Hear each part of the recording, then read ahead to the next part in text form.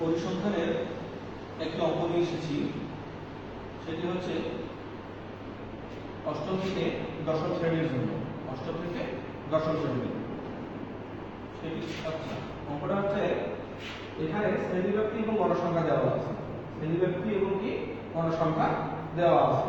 তাহলে শ্রেণীব্যাপ্তিটা ৪৪ থেকে ৫০, ৫১ থেকে ৬০, ৬১ থেকে ৭০, ৭১ থেকে ৮০, ৮১ থেকে ৯০, ৯১ থেকে ১০০।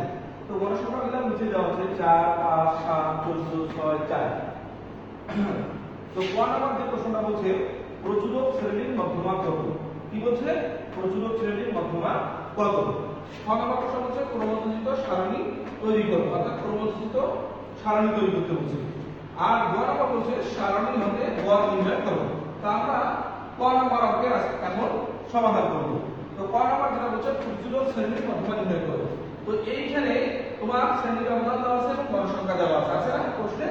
এখান থেকে সবথেকে তোমাকে বড় গণসংখ্যাটা খুঁজতে হবে, অর্থাৎ কোন গণসংখ্যাটা সবচেয়ে বেশি বার আছে, অর্থাৎ কোন মার্কটা কোন মার্কগুলো সবচেয়ে বেশি বারের মধ্যে আছে।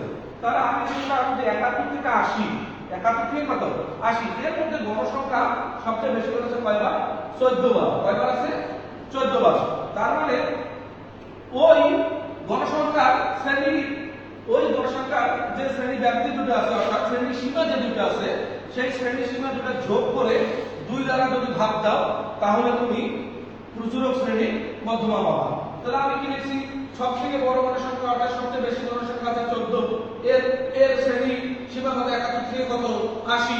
তাহলে আমি এই প্রচুরক শ্রেণীর মধ্যমা লিখছি ৭১ যোগ ৮০ ডিভাইডেড বাই কত ২, অর্থাৎ ২ দ্বারা ভাগ দিবা। তাহলে এটা যোগ করলাম ১৫১ কে ২ দ্বারা ভাগ দিলাম, তাহলে পেয়ে গেলাম ৭৫.৫। তো এই যে প্রচুরক শ্রেণীর মধ্যমা এভাবে করবা। এরপর মধ্যক শ্রেণীর মধ্যমা যদি বলে ক নম্বরে সেম একই ক্যাটাগরি একই নিয়ম, মধ্যক শ্রেণীর মধ্যমা এভাবেই করবা। এরপরে আসি খ নম্বরে ক্রমযোজিত সারণী তৈরি করব। তো খ নম্বর ক্রমযোজিত সারণী। তো আমাদের আগে শ্রেণীব্যাপ্তি আমি বলছিলাম যে ক্রমযোজিত সারণী তৈরি করতে বললে কলাম হবে ৩টা। কয়টা কলাম হবে? ৩টা। শ্রেণীব্যাপ্তি, গণসংখ্যা, ক্রমযোজিত গণসংখ্যা। তো আমি এখানে ৩টা কলাম লিখে ফেলছি। লিখার পরে সারি এখানে জয়টা আছে, অর্থাৎ প্রশ্নে জয়টা দেওয়া আছে, আমি জয়টা সারিয়ে নিচ্ছি। তাহলে শ্রেণীব্যাপ্তি দিলাম গণসংখ্যা, ক্রমযোজিত গণসংখ্যা। শ্রেণীব্যাপ্তি বসাই দিলাম, যে গণসংখ্যা আছে সেগুলো বসাই দিলাম। এখন ক্রমযোজিত গণসংখ্যা আসো। প্রথমে যে ৪ আছে ৪ এ লিখবো, ঠিক লিখবা। তাহলে ৪ এ লিখলাম। এবার ৪ এর সাথে ৫ যোগ করো, ৪ এর সাথে ৫ যোগ ৯, এবার ৯ এর সাথে ৭ যোগ করো, ৯ এর সাথে কত ১৬, ১৬ এর সাথে এবার ১৪ যোগ করো, কত হলো ৩০, ৩০ এর সাথে ৬ যোগ করো, কত হলো ৩৬, ৩৬ এর ৪ যোগ করো, কত হলো ৪০। তার মানে ক্রমযোজিত গণসংখ্যা হচ্ছে যে মূল প্রথমে যে গণসংখ্যাটা ঠিক থাকবে, পরের গণসংখ্যাগুলোর সাথে ধাপে ধাপে ধাপে ধাপে যোগ হয়ে ক্রমযোজিত গণসংখ্যায় বসবে। আশা করি বুঝতে পেরেছো তোমরা ক্রমযোজিত গণসংখ্যা। এরপরে গ নম্বর প্রশ্ন হচ্ছে সারণী হতে গড় নির্ণয় করব। তো সারণী হতে গড় নির্ণয় করতে বললে, সারণী থেকে গড় নির্ণয় করতে বলে কলাম হবে মোট কয়টা? ৪টা। আমি আগে বলছিলাম।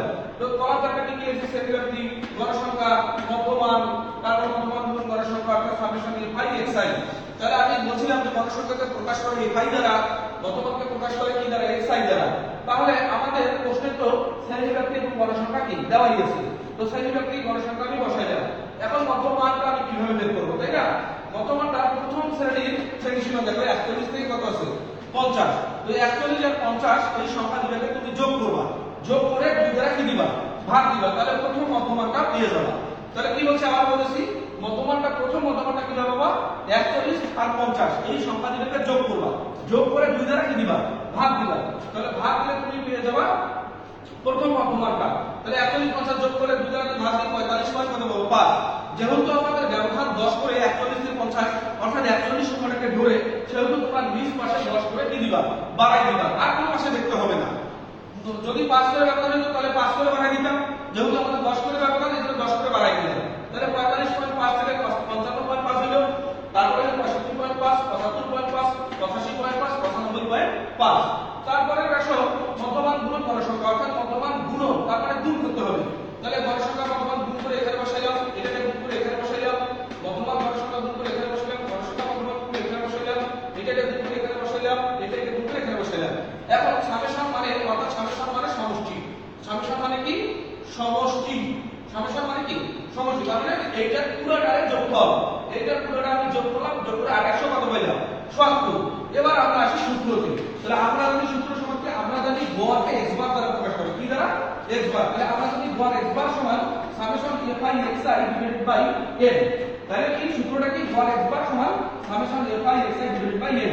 তো এর মান আমি পাইছি কত 2870 বসাই দিলাম ডিভাইডেড বাই আমার সংখ্যা কত n 40 জন, তার মানে যে 40 দ্বারা ভাগ দিলাম, তাহলে আমার উত্তর বের হবে 71.75, তাহলে 71.75, এটাই হচ্ছে আমাদের উত্তর। অর্থাৎ এই বিভাগে যত অঙ্ক আছে তোমরা ইনশাআল্লাহ এভাবেই সমাধান করবা, অঙ্কতে কোনো ধরনের সমস্যা হবে না। ধন্যবাদ সবাইকে।